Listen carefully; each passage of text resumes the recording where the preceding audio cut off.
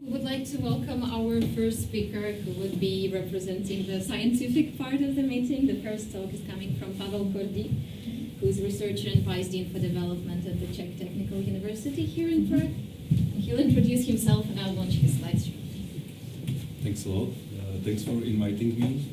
I already had one talk actually about meta-learning in the Meetup 2 years ago.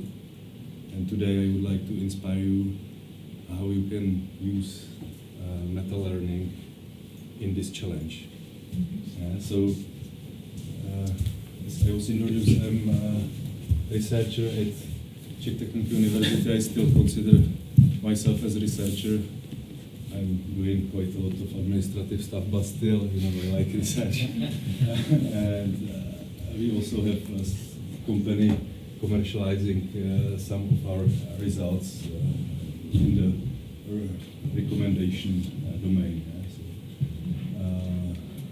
So I will start with some definitions. Meta-learning.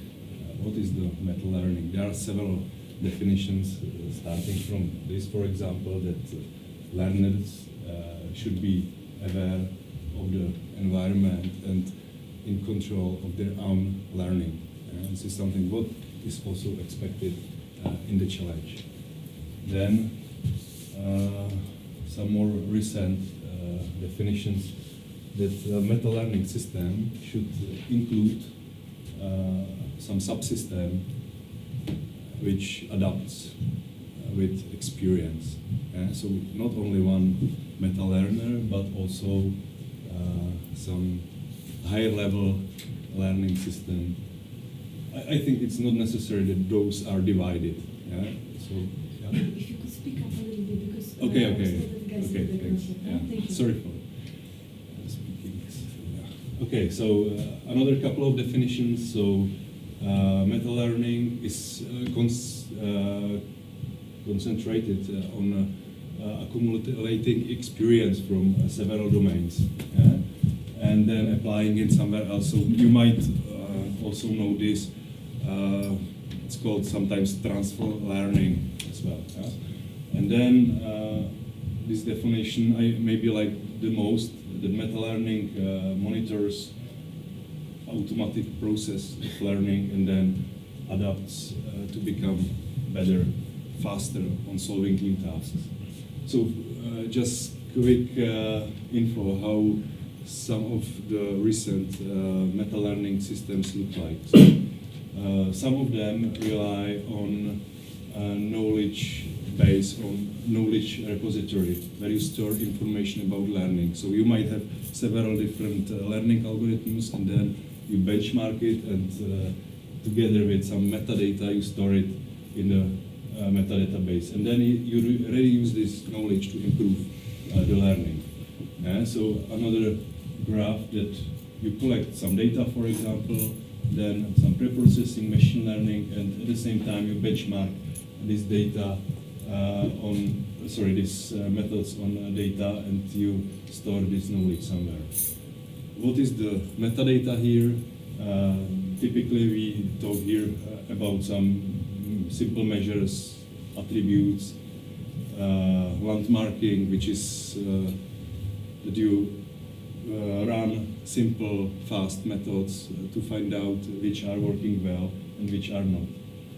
Another example, we have a metadata base. We have already stored some results, and we know that some algorithms are more efficient than others, for example.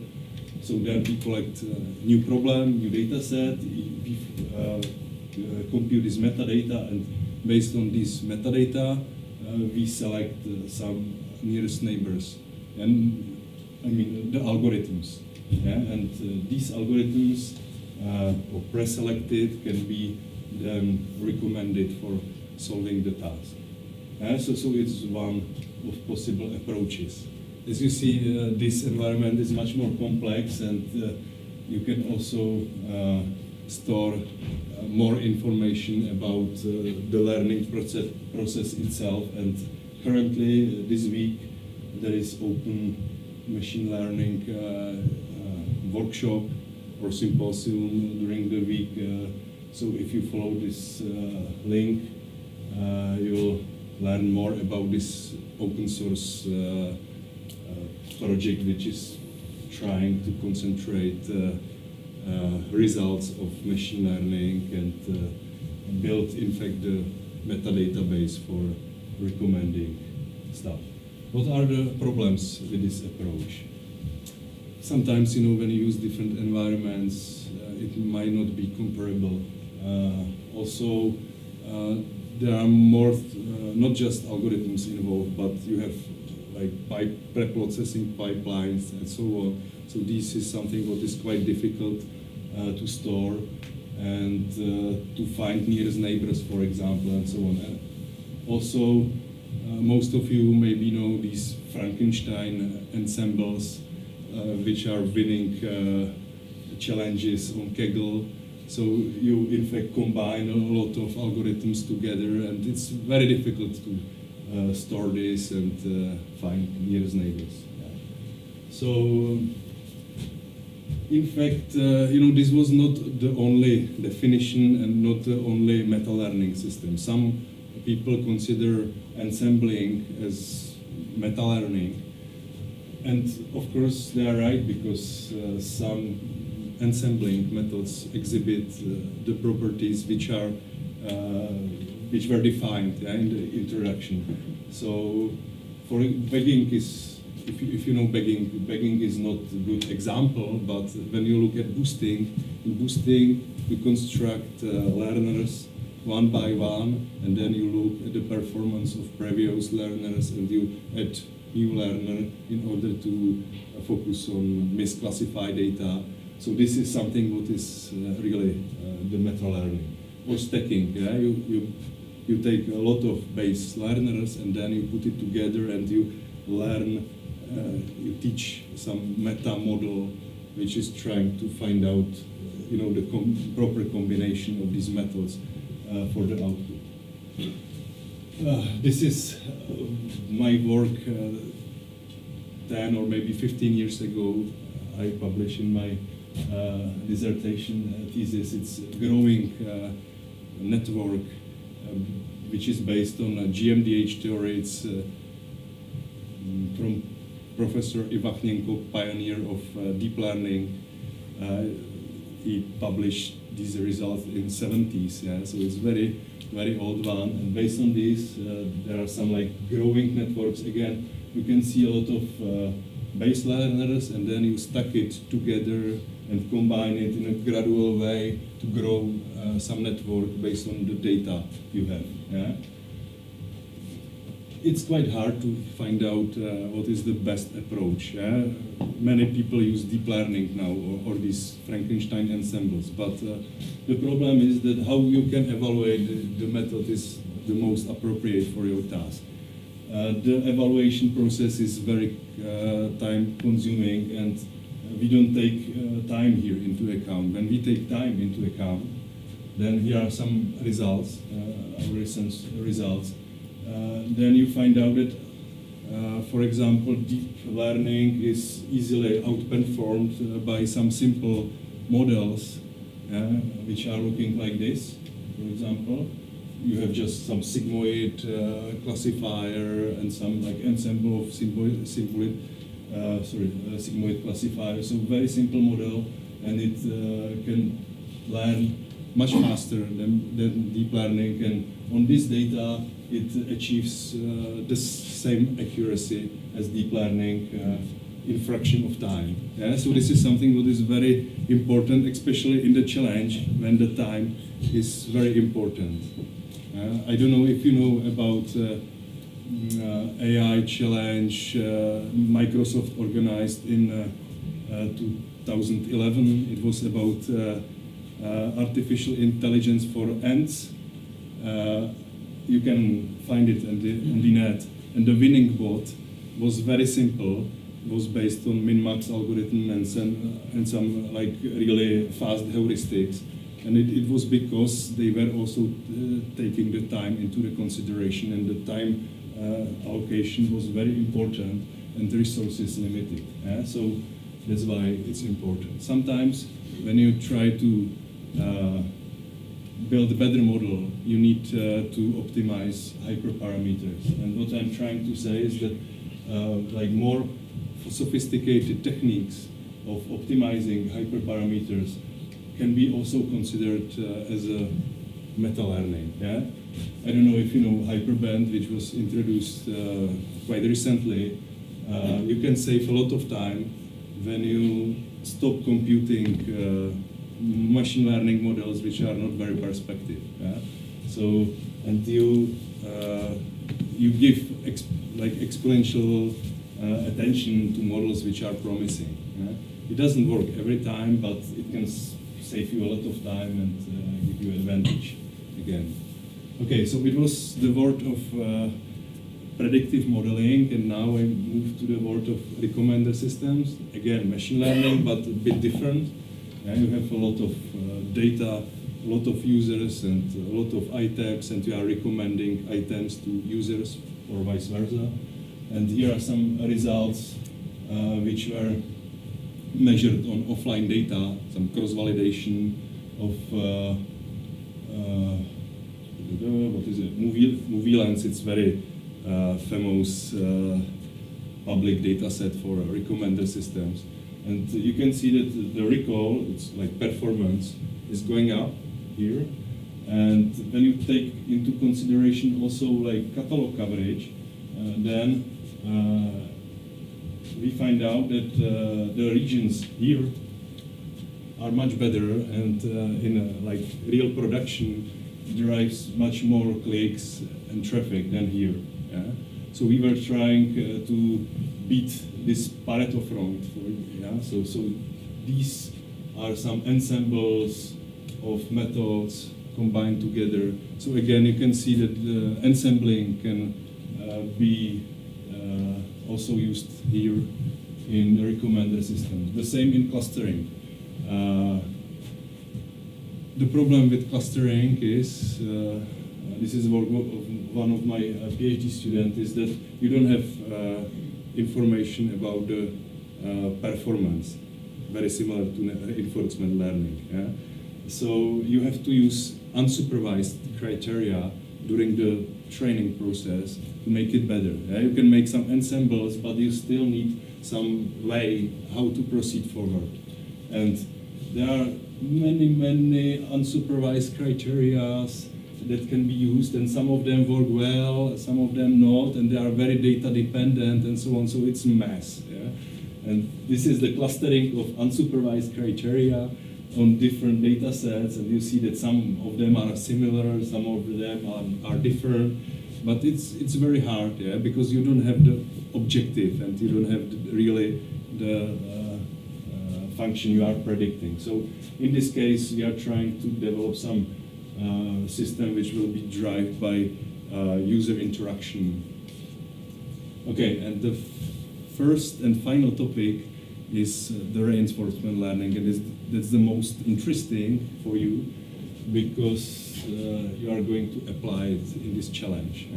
In the reinforcement learning, you don't have the information about the target, so you don't know how the output or the action should look like immediately, but you have these rewards after some time, and you need to take into account environment and then the rewards. And there are many methods how which can be applied in this domain, and I will make some advertisement here, sorry for that. Pablo is teaching this course at our university every Monday evening, so if you go around, you can you can have a look, and it's very interesting.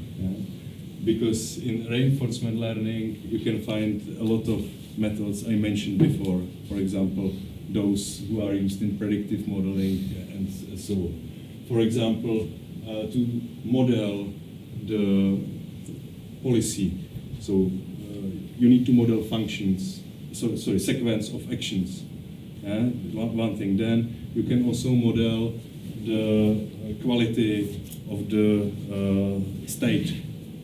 And this can be done by using, for example, predictive models. Yeah? For example, you can use deep learning, but if you use deep learning, maybe it's too time consuming. Yeah? So the inspiration and question is whether these networks are appropriate. Yeah? This is something you probably know, quite famous results, and you can see there are a lot of like supervised training here, and these architectures are neural networks, and nobody optimized their architecture. Yeah? So it's also something what can help you and what can make your system more efficient. This is a recent paper from DeepMind, which was not published on Archive, and it's about game playing and also gradual learning from simple tasks to game playing using the visual input. Yeah? And they use quite simple architecture. They have some encoder here, convolutional net, for example, and then they have recurrent networks here to model the policy and the value function. And as you look at the inputs, they use not only like environment signals as an input, but also like history of reward function and also history of actions, and this helps, of course, to train it better, and they show that it really helps to generalize over quite a nice set of problems. Okay, and the last slide is about recommender system revisited. I was talking, it's simple, about it, it's simple, but it's not so simple. When you think about it twice, then you can also consider it as a reinforcement learning, because you don't have immediate information when you give the recommendation. For example, you will get the conversion by answering the email, so later, yes, or clicking to some recommendation, and we collect these rewards and we optimize the algorithm based on these rewards, and again because the environment is noisy, then we have to also model the queue function. Yeah? So this is something what is surprisingly, these methods can be applied almost everywhere. So I believe that your contribution here is very important, and if you decide to participate in the challenge, that your results will be applicable in several domains. Thanks for attention.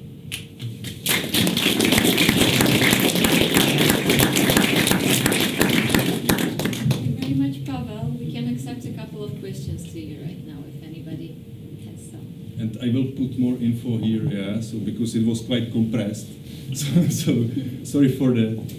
Yeah. I would say just technical question. You mentioned some course started from February this year. It's only for CHVUT students, or it's available for outsiders? I think if you go around, you can have a look. There is still space. Yeah. It's a Balink, the new technical library in Davice, starting 6 every Monday. You are invited. Where I can get more information just on it. Okay. Sorry? Where I can get more information on it. Here. Oh. Yeah, later. Okay.